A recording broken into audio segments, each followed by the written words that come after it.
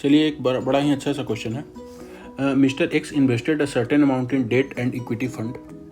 Okay, debt and equity fund में क्या है 4:5 में। Okay, at the end of 1 year he earned a total dividend of 30% on his investment. After 1 year he reinvested the amount including the dividend in the ratio of 6:7 in the debt and equity fund. The amount reinvested in the equity fund was 94500. Okay, this means 7 unit की value कितनी हुई है 94500. So 7 unit की value कितनी हुई है 94500. तो 1 unit की वैल्यू कितनी हो जाएगी तो 94500 डिवाइडेड बाई 7. क्लियर. लेकिन रिटर्न इनको कितना मिला है, जो भी रिटर्न मिला उसको 6:7 में कर दिया, मतलब रिटर्न 13 यूनिट का इनको मिला. तो इसमें मल्टीप्लाई करूंगा मैं 13 यूनिट की वैल्यू निकालने के लिए, तो मैं लिखूंगा 94500 डिवाइडेड बाई 7 इंटू 13, क्योंकि इन्हें जो भी मिला वापस वो 6:7 में लगाए हैं. ठीक है, 6:7 मतलब उन्होंने 13 यूनिट इन्होंने इन्वेस्ट किया है. तो 13 मतलब कितना अमाउंट इन्वेस्ट किया है लोग देख लेता हूँ मैं. तो ये it will comes out to be, ये 135 टाइम कैंसिल आउट हो जाएगा.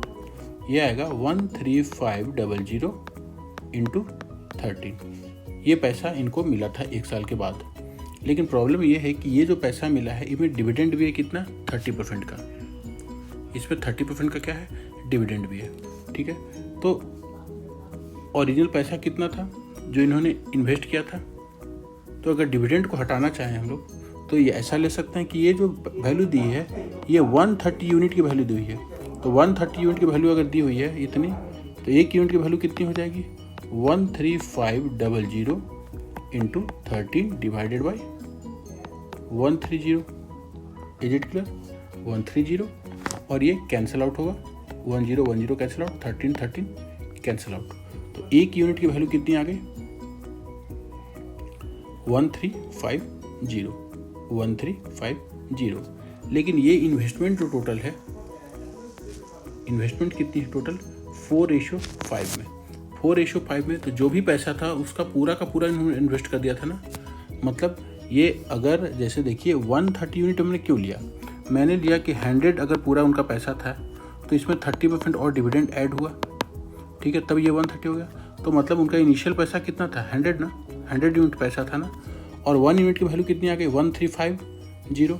तो 100 यूनिट की वैल्यू कितनी हो जाएगी 100 यूनिट की वैल्यू कितनी हो जाएगी it will comes out to be 1350 और 2 जीरो और लग जाएंगे 135000. अच्छा, ये पैसा जो है ये टोटल 4:9 में बटा है, मतलब ये जो है 4:9 में बटा है. तो हमें क्या निकालना है इक्विटी में कितना गया. तो इक्विटी में 5 गया है आउट ऑफ कितने में 9 में. आउट ऑफ 5, 4 + 5 9 था ना, तो 5 गया है. दिस मीन्स ये 5 आउट ऑफ 9 ऐसा ही बंटवारा हुआ ना टोटल पैसे का. जो इक्विटी का हिस्सा होगा वो 5/9 होगा. ठीक है, तो ये हो जाएगा 15 टाइम एंड 15 5 जा 75. सो राइट आंसर विल बी 75000.